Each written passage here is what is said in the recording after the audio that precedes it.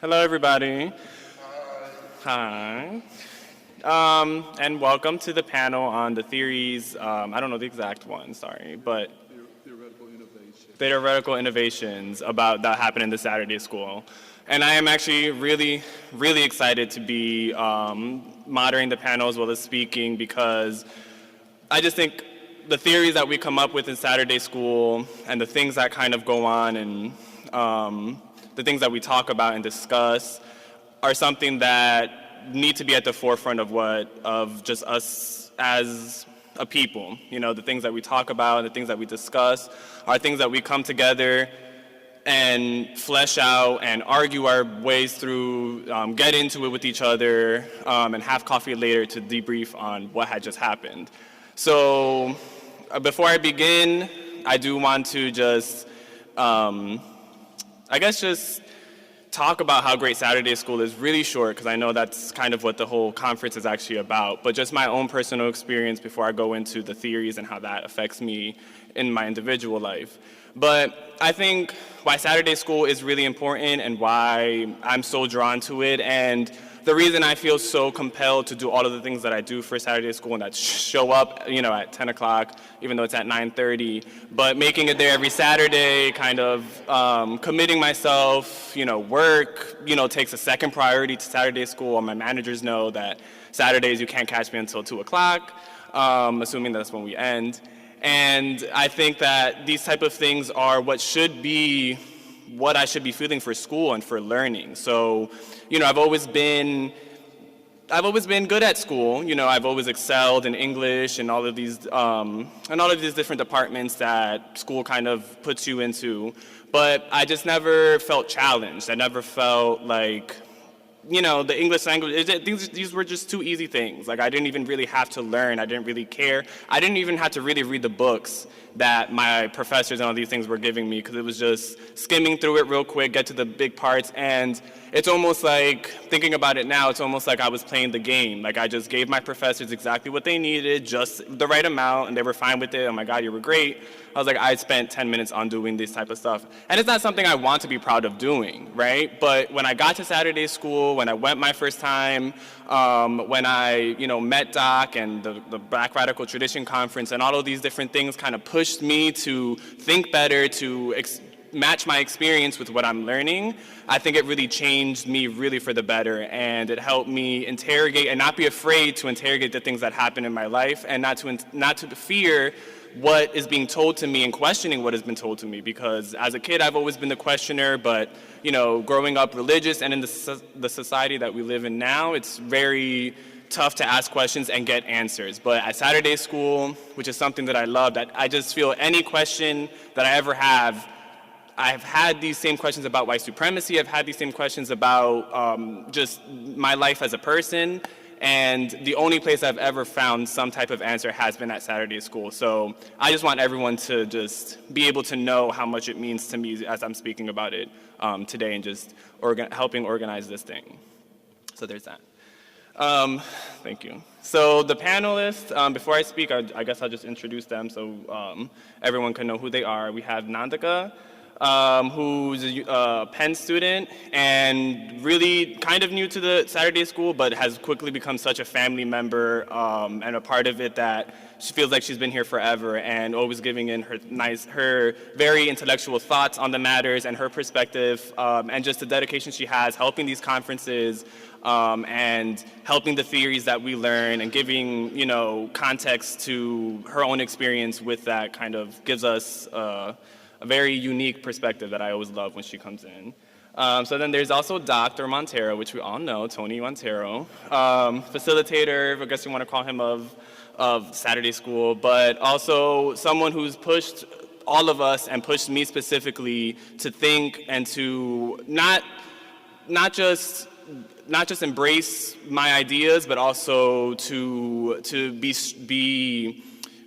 strong in them, to not doubt myself, to not doubt the conclusions that I come to not doubt where I'm going to be moving forward, that the answer can always be found collectively, is what Doc, I feel, always embodies when he comes into Saturday School prepared to help us learn. But also what I love and appreciate about him is that he opens the floor up, and he learns from us, which is something you really don't always see, especially in these academic spaces where people don't allow you to, the professor is the authority. And here and with Doc and, listening to him, just know that the things that he says and the things that he also conceptualizes comes from the people and comes from his students as well, which I think is very valuable. Then we have Meghna, my favorite person ever, who is, a hardcore organizer. She's in these spaces, and she's always the one bringing up how are we going to collectively bring people who aren't as conscious or aren't as politicized or who aren't as aware of the spaces in which we are in. How are we going to get them to come to Saturday School and understand, and how are we going to break down patriarchy, white supremacy, in these things. So these are really great people to be learning from and to be hearing about the theories that we come up with at Saturday School, because a lot of the time, they're at the forefront of asking those really tough questions that make us kind of flesh all this stuff out. So there's that. And I'm Elias Gonzalez. I haven't been at Saturday School as long, but time doesn't even matter. Because once I got there, I was propelled into the thought process, the theory, the energy that we all kind of embodied when we were there. And when we speak about the theories that happen at Saturday School, the reason that I'm so just so excited all of the time, every Saturday, I'm always so excited to go, because it's a new process of learning and something new is always going to be discovered. And I guess I should start talking about what those things are. So when we think about white supremacy and when we think about our identities and our lives as politicized people, whether we're black or whether we're East Asian, Southeast Asian, or whether we're men or whether we're women, or whether we're transgender men or transgender women, or while we're non-binary, or while we're queer, and all of these different aspects that come into our everyday lives that politicize us, that make us interact with the world in such a different way than white people or the white supremacist thought process allows you to do. I think we don't ever stop and interrogate what white supremacy is and how it affects our lives. We kind of don't think about the inner workings and what that really means for everybody and for every single person, because we spend a lot of our time trying to survive, and that's totally a valid thing that happens. We're trying to eat, we're trying to sleep, you know what I mean? We're trying to operate throughout this world as high morally as we possibly can or conceive to think so.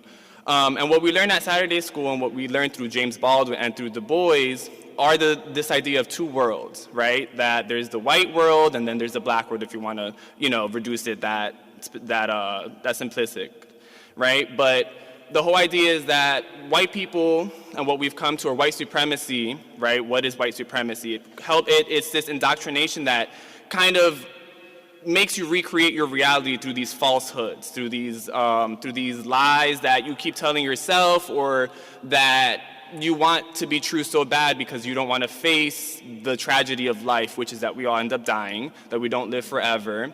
And it's about and while us as people of color and us as an oppressed group understand that, death is imminent, death is right there, but we don't fear death because death is staring at our faces every single day through police brutality, through, even just depression, through, all of these mental illnesses that kind of come up out of the situations that we are in, or these mindsets that we get ourselves into. White supremacy kind of makes you want to lie to yourself, wants you to lie to other people to create these forms that are true, whether they are or not. And what we learned in Saturday School about white supremacy, and what James Baldwin, at the end of the day, when I started reading what he's talking about, is not to be so mean to the product of these things. It's understanding where the systems come from and how we can beat these systems. Why do white people create their own realities? Why is it that they're the ones, not being able to see the humanity or the lack of humanity in shooting someone in the face right in front of you when someone's begging for their lives, or seeing how, they're the material necessity that we need to live and to eat in your own backyards, that they just don't see it. And instead of, what identity politics or some nationalist ideas make you think is that that's just things how they are. People are just how they are. And that never sat well with me. I never could just think, this is not, where did this come from? I always like to investigate and ask why, and ask who made this up? Who is telling us that this is real? Who is telling us that this is the right thing to think or the right thing to do? And through Saturday School, we learn, and through Baldwin, really, and through Du Bois, of course, that these are like the realities that we're trying. That's why it's so hard to become white, because it's an impossible thing. It's not real. You know what I mean? It's living in a fantasy. It's thinking that you're the most beautiful creatures in the world, and that but in order to be that, everyone else has to be lower. Everyone has to be less.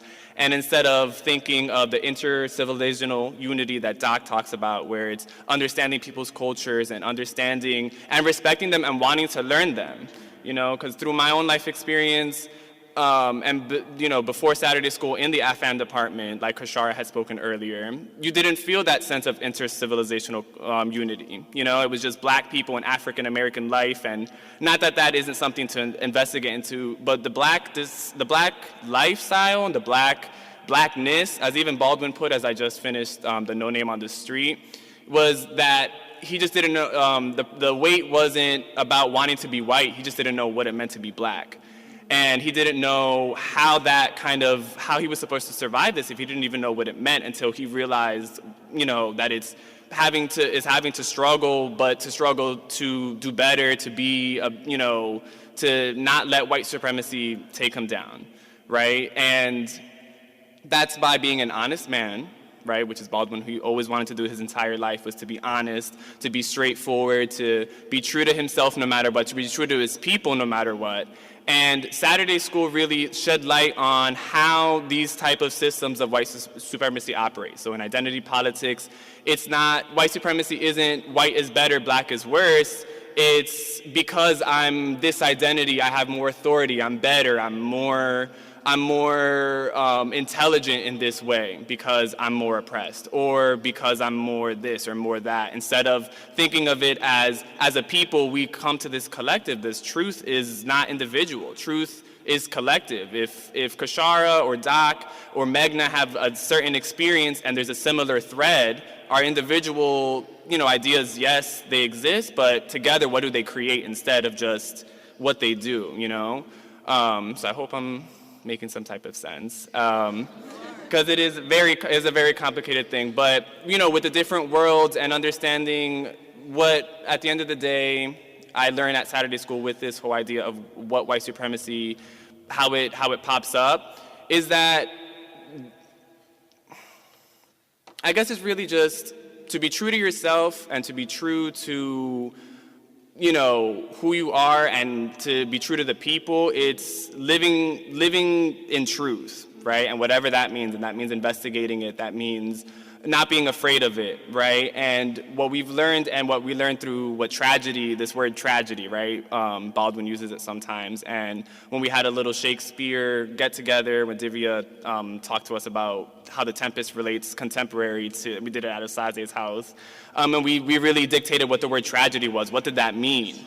And we found out that, or what we came to conclusion to, was that tragedy means when you know death is imminent, just like Huey in Revolutionary Suicide knows, and he talks about how death is going to happen regardless of, that's the only truth that we know.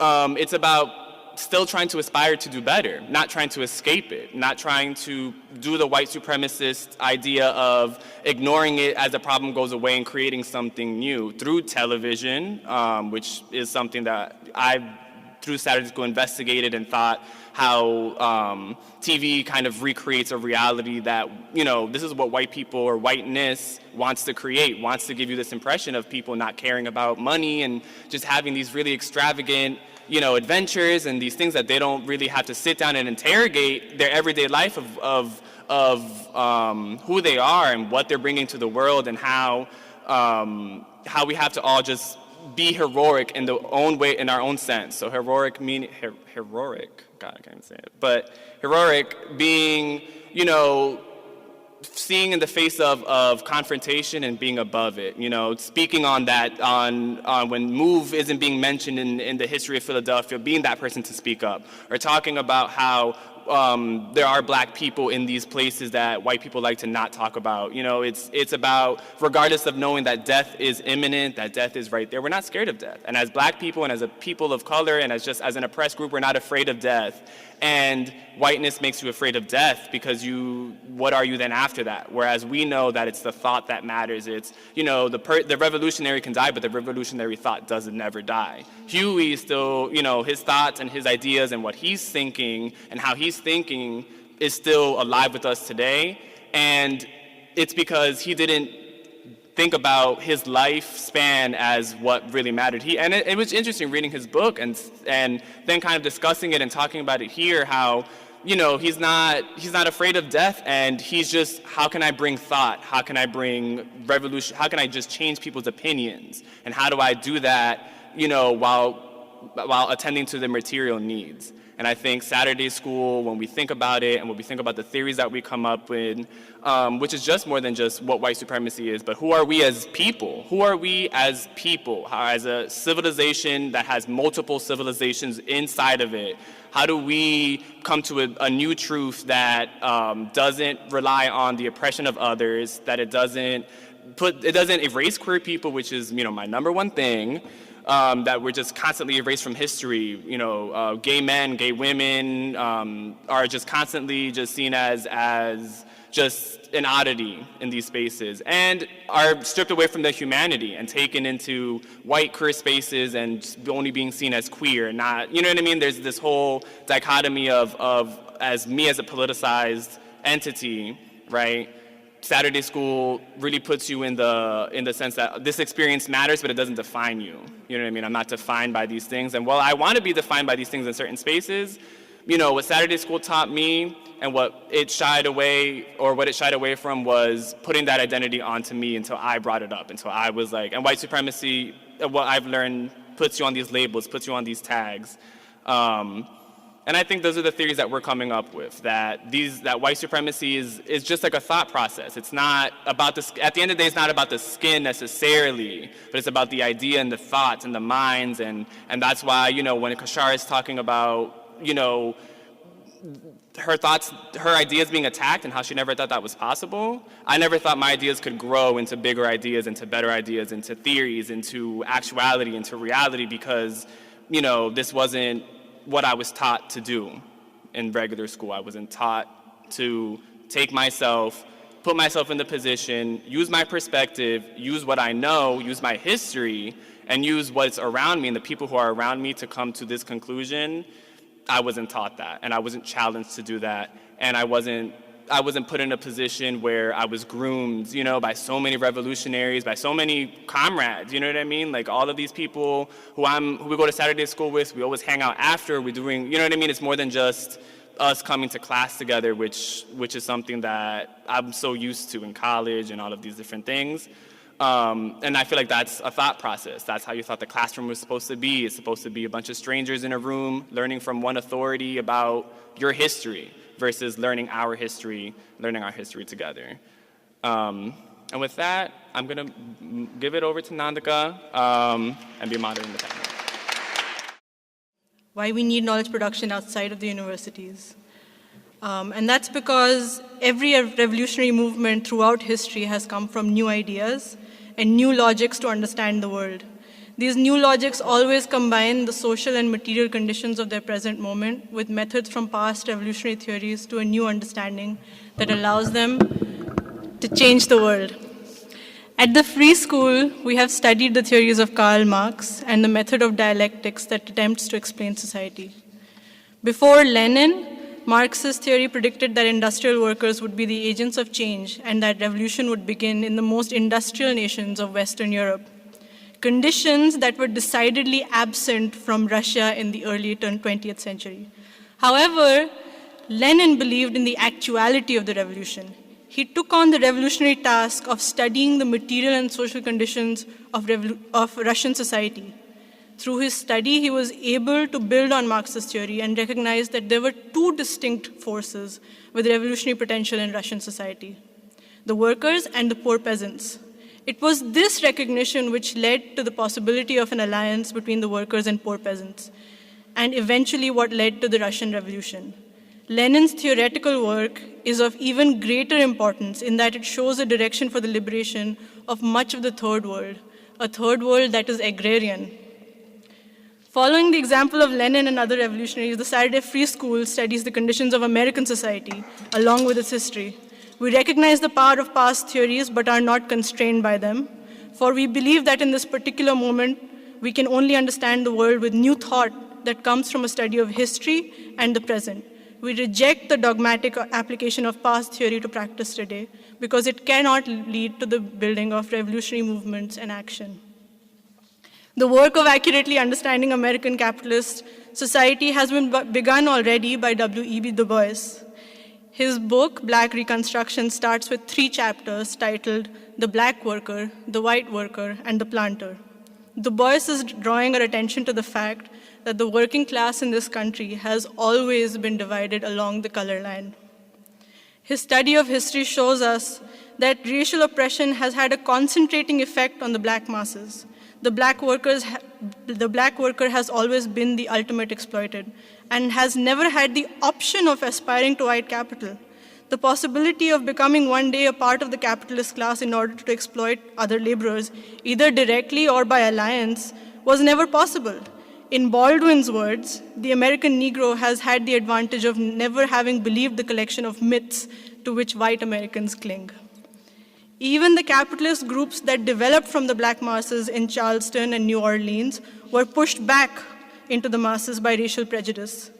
The idea of a black person with power was too dangerous and too much of a threat to the structures of white supremacy and capital. So the black community and its alignments have always been defined by the color line as much as class. On the other hand, the construction of whiteness has always stood in the way of white workers, even considering an alliance with black workers. In the days of slavery, poor whites aligned with planters in hopes that they too could one day amass enough wealth to be economically independent. In industry, the white worker has aspired to become part of the capitalist class, to have the power to one day exploit labor for his own personal gain. Even during the powerful union movements, the early union movements of the 1840s, the unions refused to align with the abolitionists. The white workers saw the free black man as competition more than other white workers, and whiteness did not allow them to see that enslaved black masses were even more formidable competition for their wages than free black masses. In other words, whiteness has stood as a barrier to unified class struggle throughout American history. It is not a mere complication to class structure, but it has changed it fundamentally. Race in America is over-determining in nature. So, to understand and explain the class struggle in America, the dialectic between workers and capitalists is insufficient. Instead, we'll go to Du Bois in his concept of the black worker, the white worker, and the capitalist. We need a different logic structure, a dialectic through triads, or a dialectic in threes. We have 3 classes in society, not 2. The capitalists at the top, the white workers, and the black workers. The struggle between the white worker and the capitalist is one of material struggle. The capitalist needs the white worker's labor, and the white worker needs the capitalist because he owns the means of production, the factories. But each works for their own material interest, which is against the other. Thus, the dialectic struggle. The struggle between the white worker and the black worker is defined by whiteness. To understand this, we go to James Baldwin.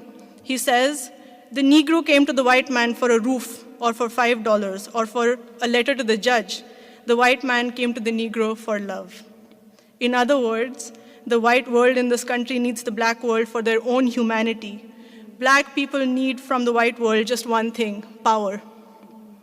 The third side, the antagonism between the black worker and the capitalist, is defined both by material struggle as well as the struggle over whiteness. This doubly intense antagonism is why the black masses have never aligned with capital. In traditional Marxist thought, the class struggle works through dialectics. You have capitalists and workers who both need each other but are against each other, the thesis and the antithesis. Through their struggle, a synthesis is born, social transformation, and socialism. Race fundamentally changes this conception. In one way, the black masses reduce the tension between the white workers and the capitalists. The white worker is able to say, at least I'm better off than a black person. On the other hand, due to its exclusion from power, the black community forms a block of great revolutionary potential with the ability to destabilize the entire system. The question then arises, when you have dialectics through triads, how does one get synthesis?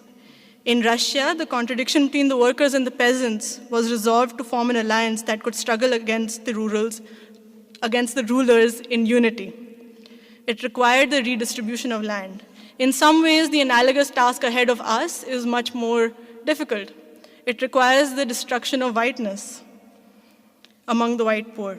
Hence, in this respect, the white working class remains for revolutionary movement here a focal point. Will they be able to confront their own whiteness to see the humanity of the black worker? Will there be a principled unity against the corporate class? All of this remains to be seen, but I'd like to say something about the election at this point. In our discussions at the Saturday Free School, we have come to the conclusion that this election and the poor vote for Trump can be seen as a crisis of whiteness. The white worker is finally protesting their miserable conditions. In a way, they are saying, do not reduce us to the black man. For the black masses have been facing these material conditions for much longer and with consistency. Among the white poor, unemployment, disease, and mental health problems continue to devastate. The destruction of white workers' material conditions, starting with deindustrialization, has led to a crisis of his alliance with the capitalists, on whom he has so far depended to protect his interests. This is a very significant election. Now you may say that this is all well and good, but where do the immigrants come into this triad? This is a very important question, and one that me and my comrades have asked ourselves over and over again. When non-white immigrants arrive in this country, in many ways they are separated from parts of their civilization almost with some violence. In particular, their ways of establishing human relationships is at odds with the white world. Sometimes as a result, they end up interacting minimally with the outside world, staying within their community of immigrants. However, I want to talk about the youth. The youth that grows up here grows up American, in contact with other communities. How do they relate to the world? There is a strong economic and material pressure to align with whiteness, to adopt the social relations that white people have. Fitting into American society, making a living often means assimilation into whiteness. But assimilation necessarily means that you reject your civilization, that you reject your community. The people you come from are deemed as problematic. You are told to go find your identity, which is another way of saying, find your place in the individualistic white world. Whiteness erases your civilization. In such a scenario, the black world, as Du Bois says, a world within a world, provides a civilizational anchor. Aligning with the black world allows us to go back to our civilizations, to go back to our communities. I would even go a step further and say that this alignment allows the synthesis of a new culture and civilization that comes from, but is different from the civilizations our communities have immigrated from. The practice of South Asian American civilization is not the same as the practice of civilization in South Asia. It is decidedly American, and I think that the civilizational anchor of the black world is part of what creates this. I will end with a quote from Du Bois. He says, "Out of the exploitation of the dark proletariat comes the surplus value filched from human beasts, which in cultured lands the machine has harnessed power, veil, and conceal. The emancipation of man and the emancipation of labor is the freeing of that basic majority of workers who are yellow, brown, and black." Thank you. I don't actually know if I can follow that. I feel really privileged to call Nandita my comrade, who's just spoken with such theoretical sophistication and brilliance and courage and ferocity. So I just want to thank you again. Thank you, Nandita. I love you.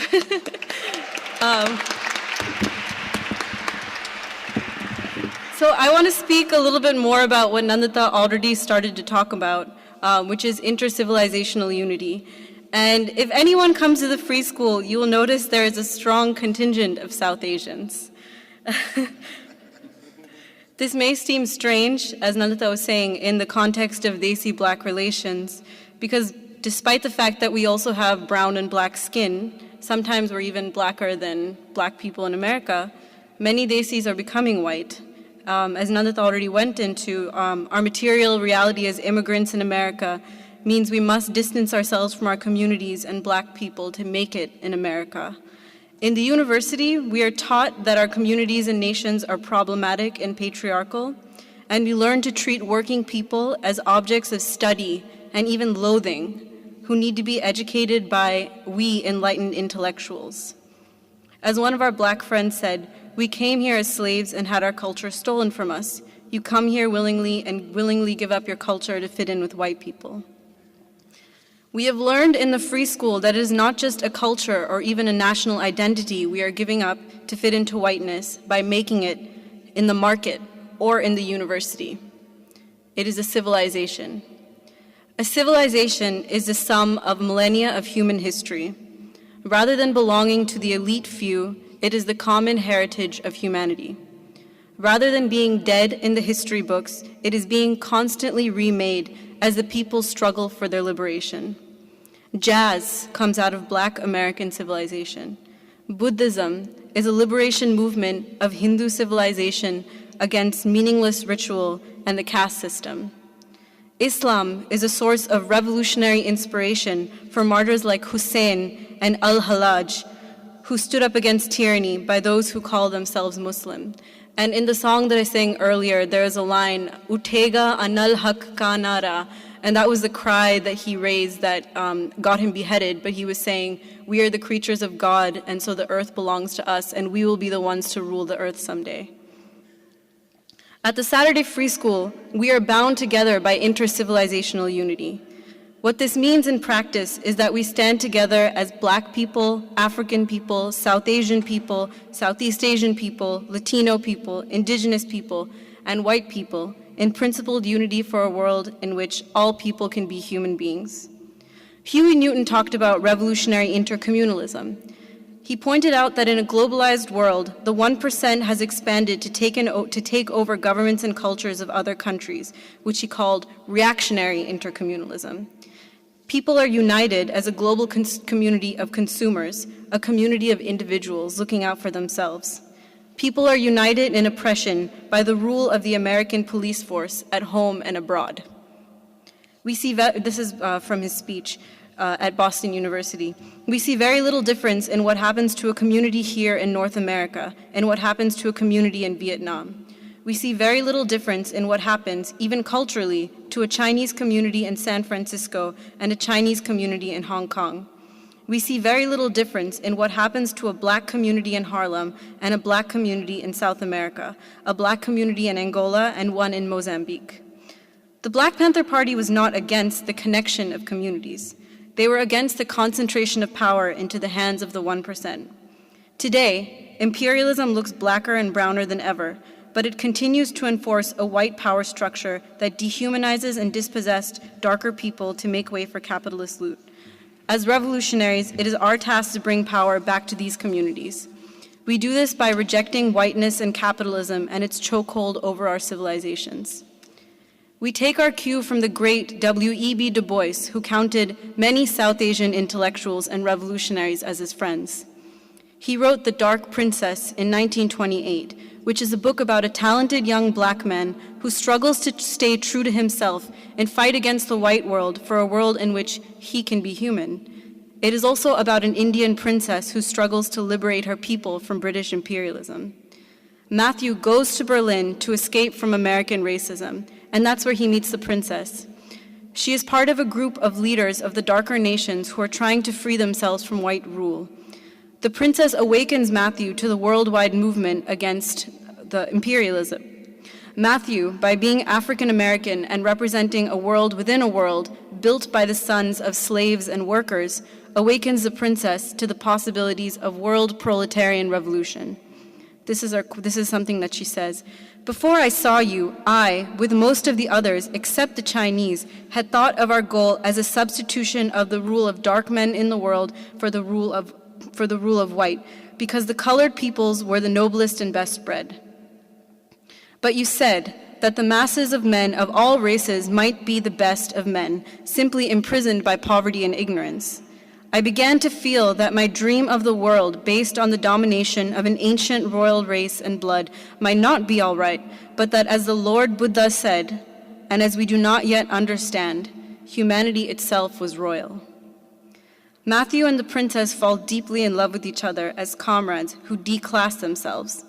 Matthew leaves his work as a doctor and works as a Pullman car porter and digger alongside humble black, white, and yellow workers. Black European and yellow workers. They had not yet become white. Kautilya leaves her royal position behind and works as a servant, a waitress, a tobacco hand, and a box maker. She becomes a union organizer and throws herself into the labor movement. Matthew overcomes the cynicism and nihilism of the black misleadership class, and Kautilya overcomes the seduction of the colonial gaze. They literally give birth to a new world founded upon the freedom of darker peoples and all people to be human. When we root ourselves in our civilization in principled unity with black people, we stand against capitalism, imperialism, and whiteness, and draw on the best of our traditions, like respect for elders, abundance of food, deep love for the people, value for community, and we bring them into a revolutionary program of peace, freedom from hunger, quality education, free healthcare, and dignified jobs for all. We cannot topple down the system that denies our people a dignified life without being in principled unity with black struggle.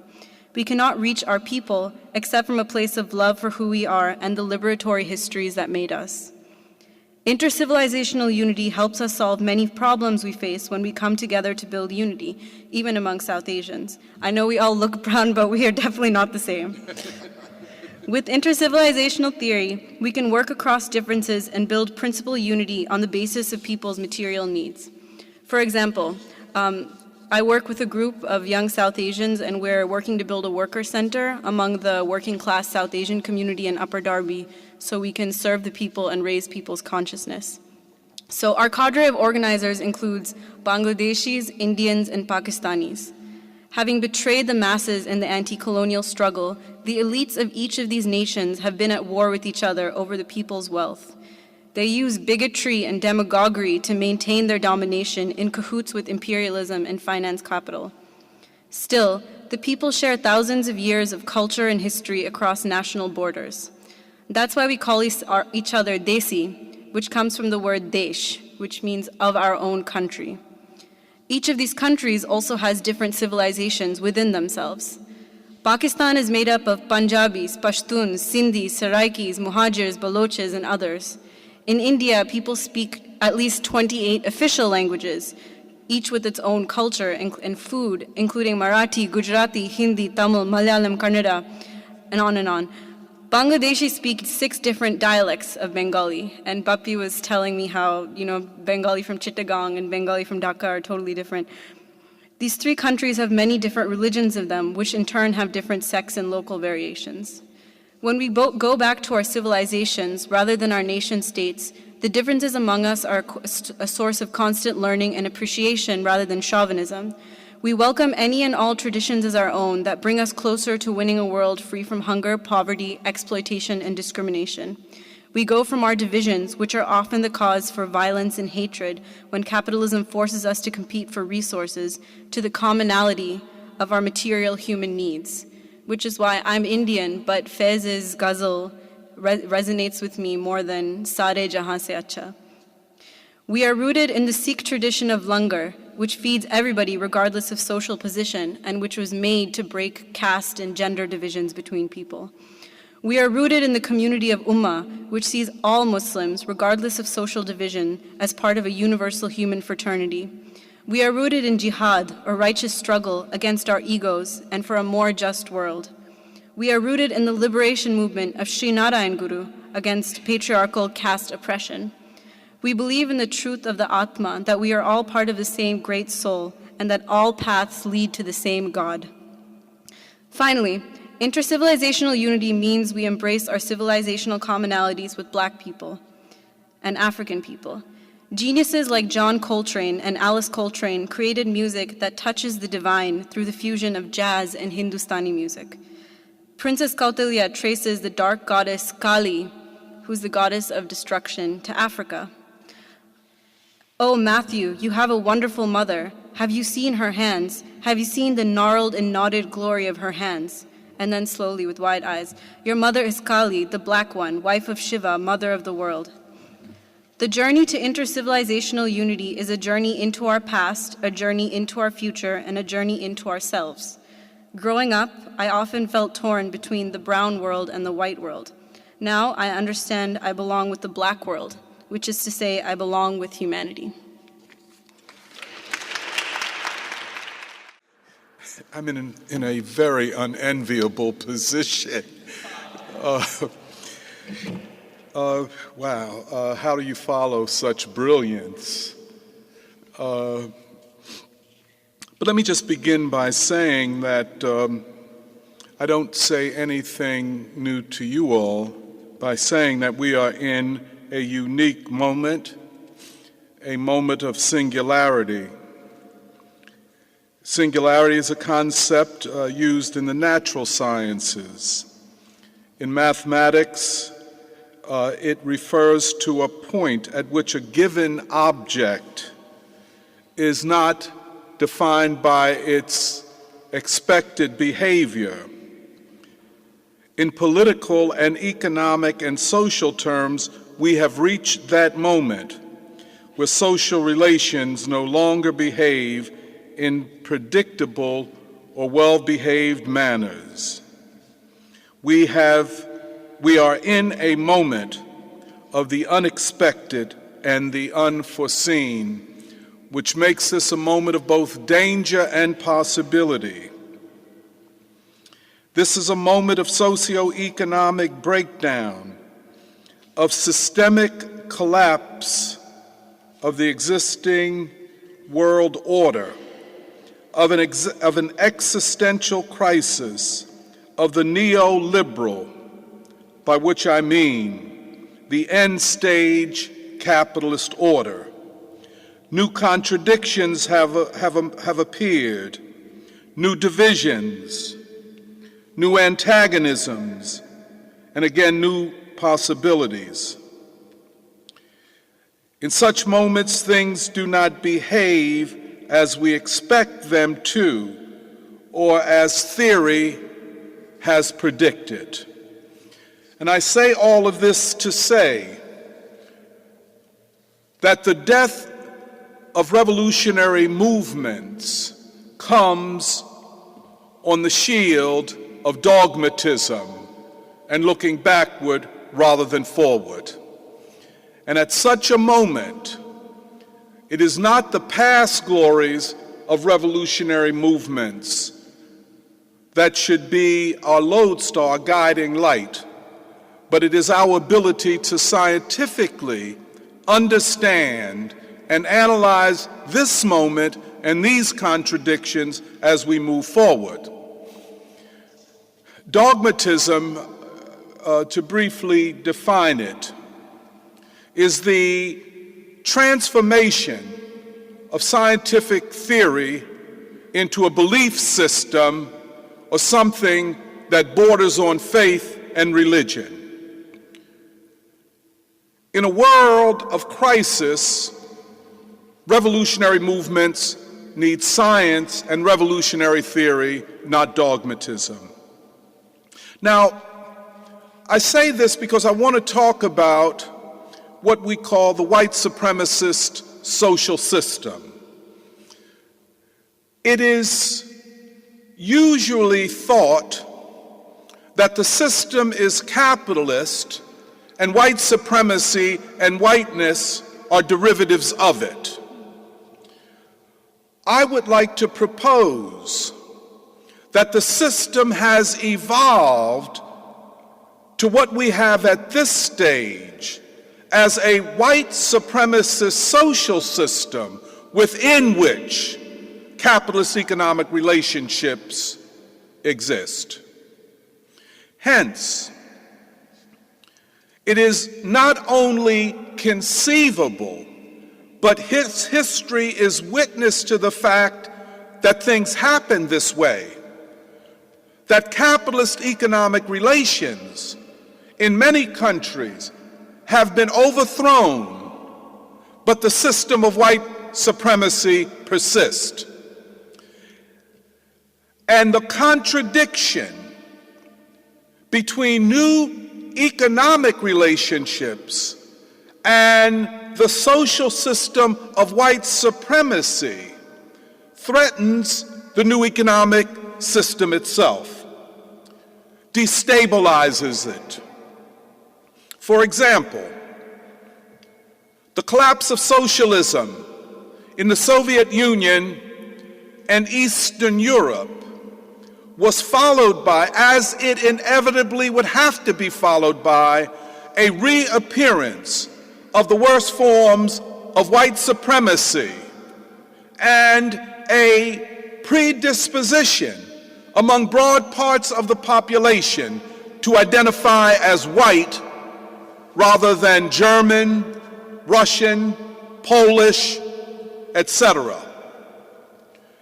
And the breakup of the Soviet Union saw the separation of the white republics, in particular Russia, the Ukraine, and Byelorussia, they're uniting and separating from the non-white republics of the former Soviet Union.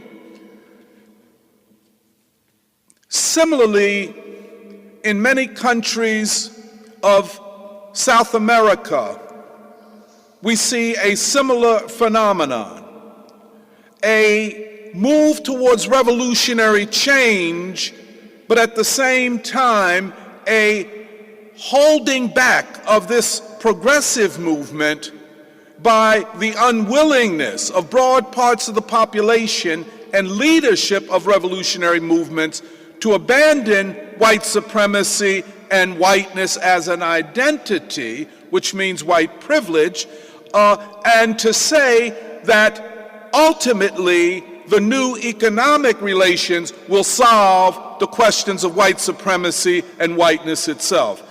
My point is it never does.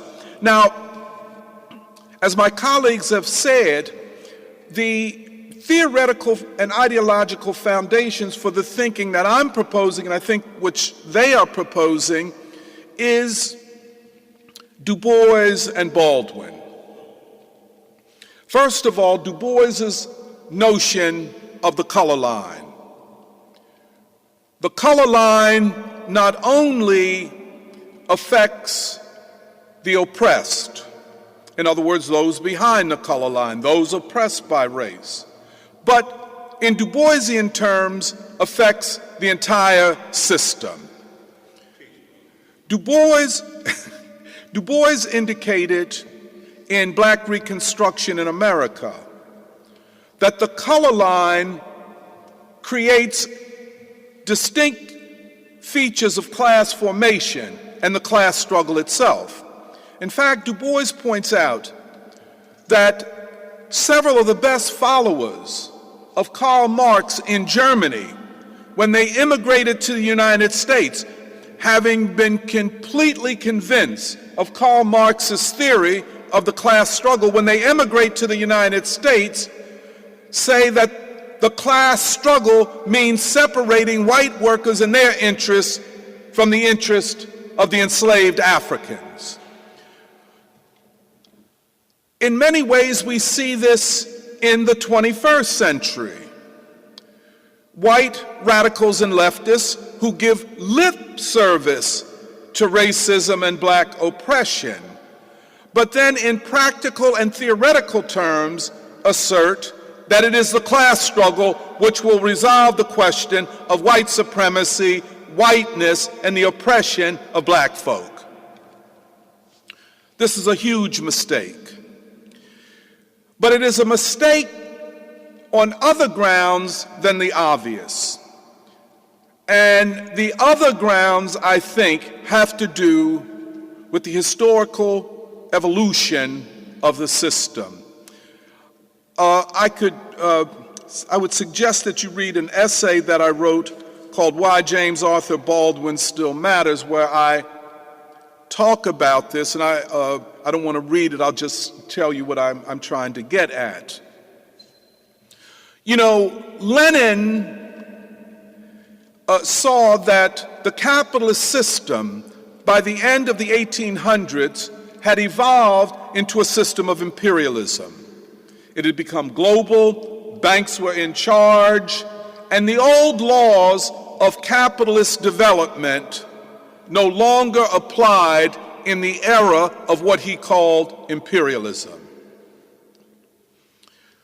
I would like to suggest that the system of imperialism, especially after World War II and the victory of the United States was the principal victor of World War II, that the system morphed from a system of what Lenin called imperialism to a system of what I glean from the writings of Du Bois and Baldwin to a white supremacist system. In other words, to abort the class struggle between white capitalists and white workers, a new system which guaranteed not only the reproduction of capital, but the reproduction of whiteness and white privilege, and hence the stabilization of the global system, now a system of white supremacy, is predicated upon guaranteeing to white people and white workers the possibility of always rising up the structures of capitalism materially, psychologically, and spiritually.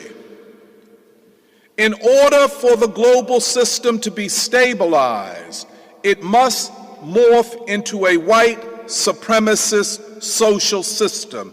The investment in white supremacy and whiteness is as significant as the investment in capital.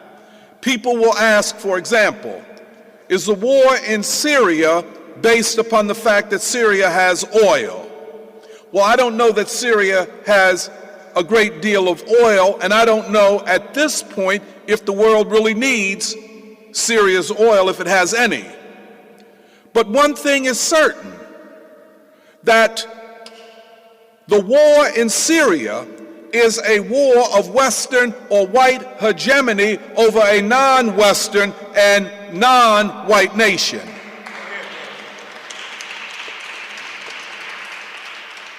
The Palestinian struggle. I don't think we can fully understand the oppression of the Palestinian struggle by Western white people who ethnically identify themselves as Jewish. But I think the important and significant identity is as Western white people. It is almost an irrational system of apartheid with very little significant economic benefit. But what does it achieve? Its greatest achievement is the establishment of white hegemony over non-white people. The rational thing, of course, would be for Israel to support a two-state solution. Obviously, the Palestinian state would be militarily and economically, politically and otherwise subordinate to the more powerful, Western-aligned Israeli state. But it does not budge. The question is, what is the interest? What is the investment of Israel in maintaining the oppression of the Palestinian people? And I think it is white supremacy, white hegemony. But in investing in that, it evolves, the situation evolves into a system of social, political, economic, and other relationships, which I will call the white supremacist social system. Lastly, the highest development of this white supremacist social system is the system that exists in the United States. Baldwin was absolutely right. Unless whiteness and the white supremacist system is brought down, there can never be a revolution in the United States. It is not the opposite. Such an assertion, and this is all over Baldwin, this is all over Du Bois, and if you extend the logic of their thinking out, you arrive at the conclusion of three principles. One, the centrality of the struggle for black liberation to the liberation of the working class and all other oppressed groups in the United States. The second one that goes along with that is the principle of non-equivalency. There is no equivalent historically and strategic force in the United States to the black proletariat and the black struggle. And the third point is that if there is to be unity, it must be principled unity predicated upon the two previously stated principles.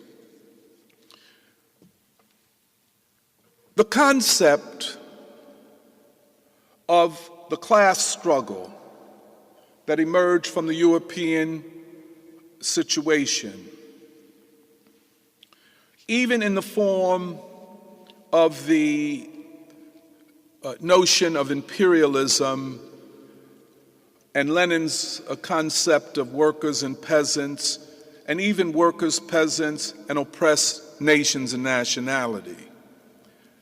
As advanced as that is for its time, does not acknowledge the new formative system that we're now confronted with, that I will call a white supremacist social system, which must be undermined, demolished, and brought down if there is to be a significant move away from capitalism and towards a new social order. Thank you very much.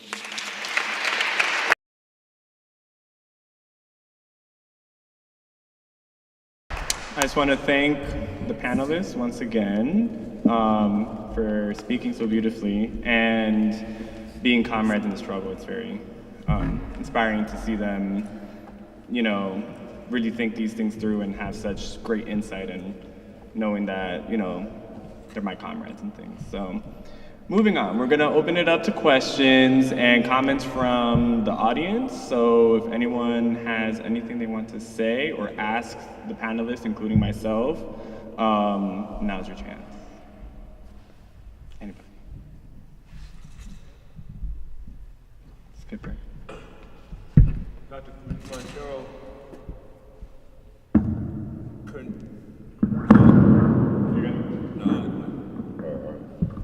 considering the situation in Cuba in this period of history and the tremendous contradiction of the race question over the last 50 years of the socialist revolution, is it the issue of white nationalism within a communist party that has the antiquated ideology?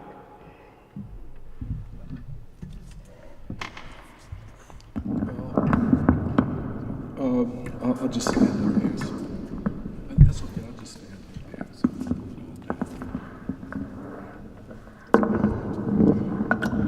Well, you know more about Cuba than I do.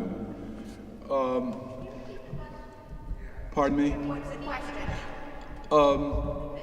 He said he was asking about the race situation in Cuba and the ongoing existence of racism in Cuba, which kind of actualizes itself in white privilege or lighter skin privilege in Cuba. And I was saying to him that he knows Cuba better than I do. I would like to make a distinction between the existence of a white supremacist social system the likes of which we have here, and the existence of race prejudice like you have in Cuba, in Venezuela, in Bolivia, throughout South America and the Caribbean. I consider colonialism to be a variant of a white supremacist system. In the United States, the white supremacist social system creates everything in doubles. You know, like Du Bois said, the black people live in a world within a world. Another way of talking about that, as he would, is a nation within a nation, or a colonialized people within a nation like this. And it's obvious when you just move around this area that we're in right now. You go further towards Broad Street and towards Temple University. There's greater privilege and well-being and wealth. And as you go closer to Temple, it becomes whiter. As you move westward towards Strawberry Mansion, it becomes almost exclusively black, and so obviously impoverished. And this is but the most visual sign of this two-nation, one colonized, one colonizer. And we could go anywhere in this country. You could go to Baltimore, you could go to Chicago, the west side of Chicago versus the north side, and the Loop. And so wherever you go in the United States, you see these two life worlds. And I am calling this, although we could call these relations colonial relations, I am calling the system that produces and reproduces them a white supremacist social system. Now, I don't believe you have that in Cuba. However, as a former colony and neo-colony of the United States, race prejudice was a part of the system of control and management and preservation of the status of Cuba with the United States. Now, that's what Du Bois referred to as a color line within a color line. We see elements of it in Black America, where lighter skin, more European features are privileged over darker skin and more African features. All you have to do is go to the prisons of the United States. The darker you are, the greater the chances are that you are going to get a real bad punishment, and so on. And you know, we all know that. So black people will try to deflect from their African features or their African American folk ways in order not to get the harshest treatment of the white supremacist legal social system. In Cuba or in China, where there's race prejudice against Africans, in both of those, in Cuba and China, you don't have a white supremacist social system. Now, and I'm going to end here. As regards to Cuba or Venezuela, the deficiency is that they don't have a Du Bois or Baldwin who has theorized this. So in many ways, they're either operating off of improvisation of trying to fix it, or creating a myth that we're all one people and socialism has brought us all together, or they say we have to wait for our system to develop more economic stability before we can solve the question of racial prejudice and so on. And in every instance, the United States imperialists use the race question to destabilize revolutionary governments throughout the world. So I'm saying that we have the opportunity to make a contribution to our comrades and colleagues in arms wherever they fight by helping them to understand what is so apparent to us. I guess the last thing I say, and don't underestimate the profound resistance to what we're saying, because Black America has been diminished and demeaned in its contribution to revolutionary theory. But I think that Baldwin and Du Bois have gone places where the human intellect had not previously gone in exposing and helping us to understand the nature of the modern world and the modern world system. Talk too long, girl.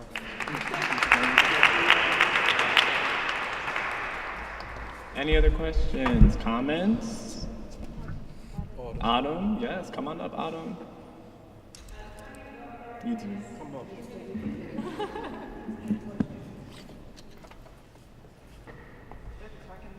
Yes.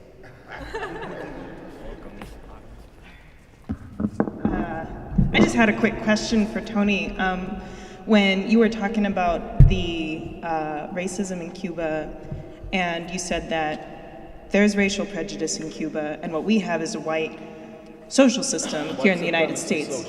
And I'm just wondering if you could clarify that a little bit more. If you're talking about we have a white supremacist state apparatus and Social system. right, I don't know. I'm just wondering if you could expound on that a little bit more. Like, are you separating like state-sanctioned racism, white supremacy as we have it here in the United States, from Cuba, who presumably is not white supremacist in their state apparatus, but the society is? I was just wondering if you could clarify that a little. Thank you so much. Yeah, I would say so. That's what I'm trying to say. And I know, you know, like you get Cuba, after 50 years or more of the revolution, you have an elite, highly educated, highly capable, and many of them very Western in their values, aesthetics, orientations, and modes of life. And they become, in a sense, the carriers, the carriers of the values of the American social system. So what they see from their class vantage point is technology, iPhones, large screen televisions, automobiles, travel, hotels, which elites similar to them in the United States or other Western countries can avail themselves of.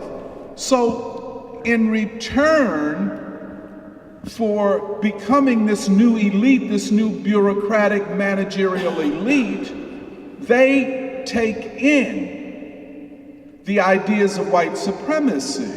Now, probably the threat of racism and racial prejudice in Cuba is greater now than it was at the time of the revolution, precisely because you now have a class that looks more to the United States and elites that are something like them than they do to the Cuban masses. Okay? Now, does that translate into a white supremacist state, a white supremacist social system? I don't think so. But can it evolve into that? Who knows? But it does. This group that looks to the West constitutes potentially a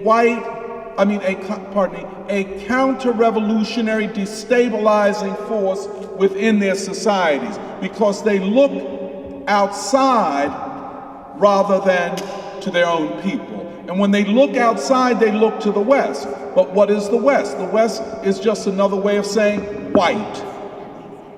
And saying white is just another way of saying investment in whiteness and ultimately a white supremacist social system. That's where I would. Let me ask you one question. Would you apply that to Soviet Union? Well, that's what destabilized them. It was not the failure of socialism, it was a failure ideologically to deal with this new elite, which was constrained by a number of things, including the level of development and a certain mythology that they had about the West. So rather than seeing themselves as part of the Soviet working class or the Russian working class, they saw themselves as having more in common with white Westerners, with the emphasis upon white, than they did with their own people. And I would dare say when Meghna talks about India, I'm certain Johan and Samir could talk about Pakistan. We see it in South Africa, where a white supremacist system was never overturned. Certain laws were changed, but what do you have? You still have the privileging of white people and those nearest to whiteness. Thank you, Doc. Anybody else? Last chance. Oh, Stormy, yes, please.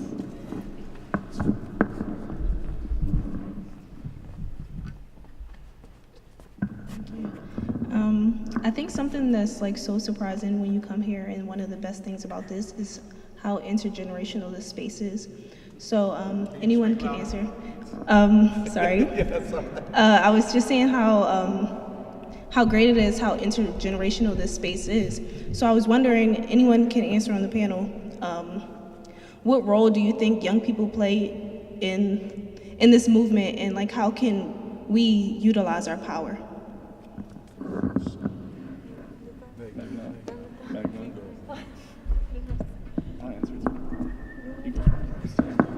Okay, what a question. I think as young people, we have to start with the idea that we're not like born out of our wombs a revolutionary, and we don't know everything, even though we think we do. I think that's just like an age-old thing about being young, is that we think we know a lot. But when we just hear about the history and the experience of people who've actually lived through this, who've lived life, who've been through everything. I think we have to go there to give ourselves the courage that we can keep going. Like we're doing this worker center in Upper Darby, and sometimes 2 people come. Sometimes nobody comes. Sometimes 1 person comes, but it'll be the same person who's really awesome. And we went to Yvonne King, who had actually started the Chicago free breakfast program, and she said, "You young people, you think that everything's gonna happen in a day or in 2 months or in 3 months. No, it's gonna take at least 6 months for the community to come, but keep doing what you're doing. If you hadn't made all these mistakes, then you wouldn't have learned what you know now." So I think young people with elders who have lived through revolutionary times, I think we're a really unstoppable force, but we can't do it separately or in silos.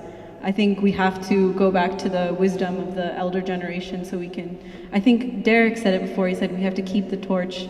We're keeping the torch lit, and now we're giving it to you, so. Just to answer that,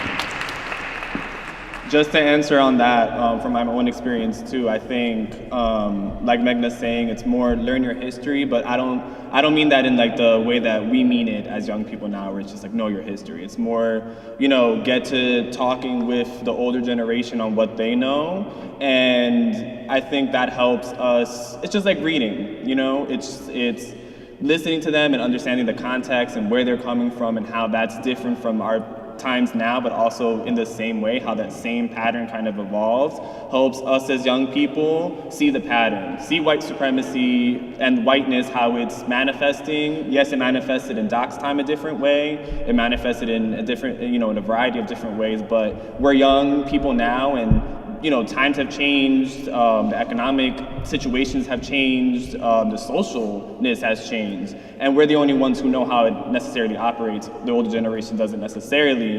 It's the same way that when the next generation comes, we won't understand, how they work, but it's learning it's learning what they know, learning the context in which they learned that, and then reapplying that to understand where we are, how we're gonna keep moving forward. So the mistakes that they made, we learn not to make them, and they also learn from us like what they couldn't learn at their time due to whatever, whatever oppressive, wave was happening at that point, whether it was sexual identity, whether it was gender identity, whether it was, entrepreneurship and all that type of stuff. How are we changing the way that we learn as young people and utilizing our time, but also, just respecting that they know way more than us, like Meghna said. At some point.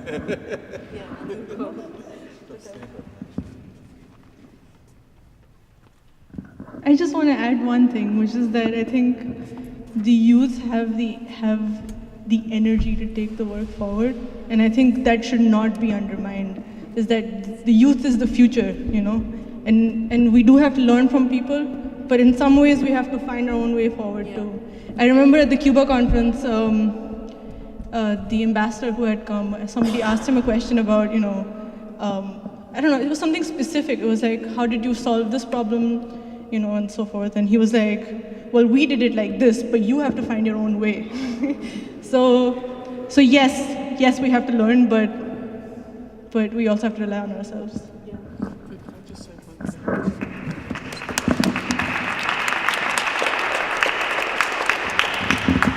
I know that Elias said we know it all. I don't. We know a lot. More than that.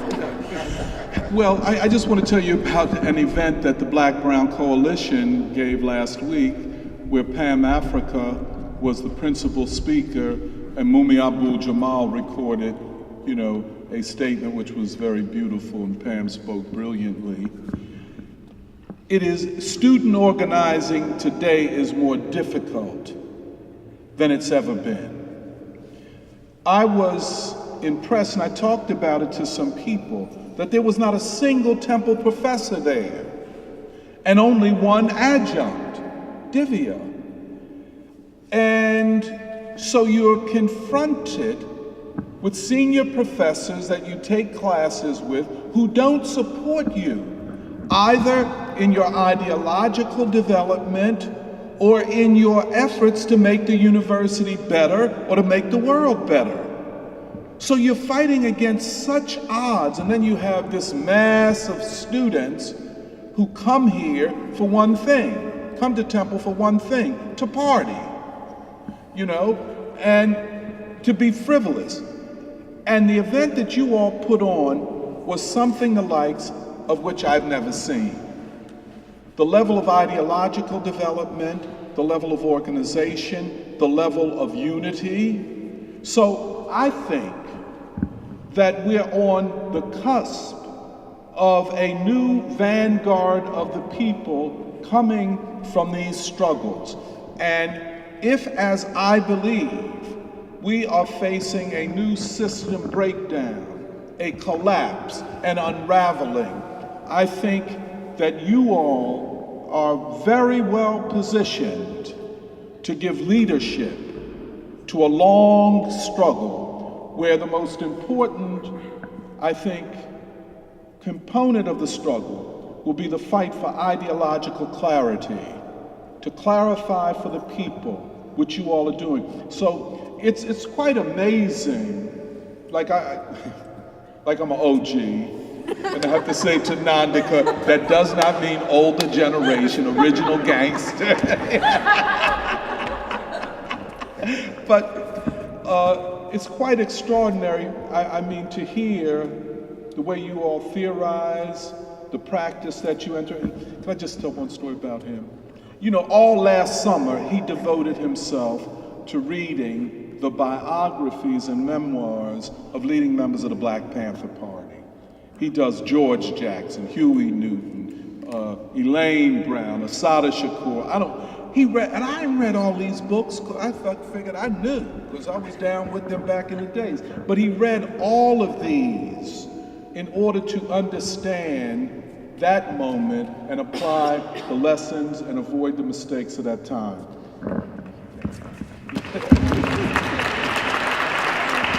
I just want to say one more thing.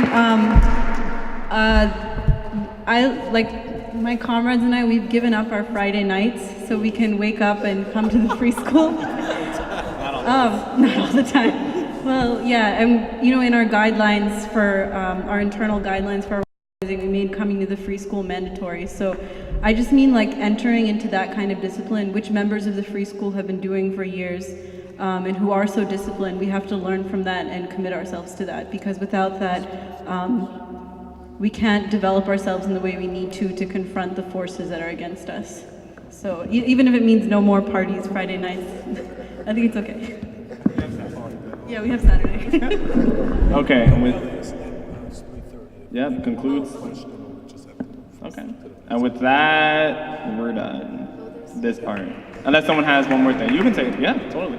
Please. There, what's your name? Meghna? Meghna. Meghna, okay. Did you say you're doing some type of work in Upper Darby? Yes. What type of work are you doing and who are you doing it with? So we're doing it with the South Asian. Right now we're rooted in the South Asian community, but it's open to everybody, and it's a worker center. So we have so we had been door knocking in the community for 10 months to find out what people's issues were, and the issues that we heard the most were that people needed legal help because of immigration issues, and also they needed help with people didn't have health care. So we have every second and fourth Sunday we have a worker center, and the second Sunday we have a legal clinic. So we have a lawyer who comes in from 4:30 to 7 to provide free legal advice, and then from the fourth Sunday we have a nurse and someone who can help navigate healthcare. But we are also trying to incorporate political education into that, and once we build relationships of trust with people, we want to raise people's consciousness and do the kind of work that the Black Panther Party was doing, and get people to confront their contradictions. And The reason I ask this is because I just came from there. I lived in Upper Darby for a while, and the neighborhood was changing. Yeah. And now it's very multi-ethnic. Yeah. An awful lot of African people Yeah. also have moved in there. And I was wondering how many of the Africans are affiliated with your group and working alongside of you? Or how many African Americans are in your group working alongside of you that are knocking on doors, so that everybody is represented, so that when you knock on doors, they not only see you, but they also see, because a lot of people, when I moved there, a lot of people from Southwest Philly and West Philly were moving into Upper Darby. Yeah. And white people were moving into Center City to the condos. Right. So now that has happened, I'm just wondering how multi-ethnic are you in terms of including African Americans in there to work alongside you, because they also have issues too. You also have Margot Davidson, who's a state representative up there in the Barclay area. Yeah. That's also involved, and she's some type of activist, or I don't know if it's all political, but I don't know if you're attached to her or not, and about what she's doing there. Right. Well, thank you so much for bringing that up. I guess we started with the South Asian community because that's where we're from, that's our civilization, but organically through the work, people from the African American community are also coming to the worker center. We have a Haitian immigrant who's also started coming recently, and we hope to build, but we hope it's an organic process. Do you want to say something? I wanted to say that the South Asian community itself is very complicated, and they do, the communities we come from do harbor anti-Black racism. And, people have contradictions. Because a lot of Asian people have moved into and started businesses there, and they're not very friendly towards African Americans, as you well know. That's Absolutely, right. That's all over, and I'm just wondering, how you're doing all this work, this outreach. Exactly. Are you working together to represent some kind of united front? Mm-hmm. So it won't, at least you can represent unity between the Asians and the Africans. Absolutely. Or Africans Americans. Right. That's an idea. Well, this is something we want to address through our work, because I think to address contradictions within people, you have to win their trust first, and we're trying to win the trust of our community because we don't live there. To them we're also in some ways outsiders. So we're going there consistently. People know us. People recognize us now, and through these conversations, we want to start talking about how we as South Asians relate to the Black community. I mean, that's like at the forefront of what we're You thinking. know that we're consumers. You might not like us, but we definitely buy from you. Right. You know what I'm saying? So Yeah. if you could just ease that a little bit, you know. And also Margaret Davidson, she's African American and she's been re-elected and she does a lot of activism in that area. So I was just wondering there was some connection that you all had, or you're just interested in your own specific group, ethnic group. Well, we don't, I don't think we've met her, have we? She's in the Barclay Center Okay. there. Shopping center on Garrett Road. It's further down from Market, but Alright. it's not hard to get to. It's Okay. right off of 69th Street. We should talk afterwards, yeah. And that concludes our panel.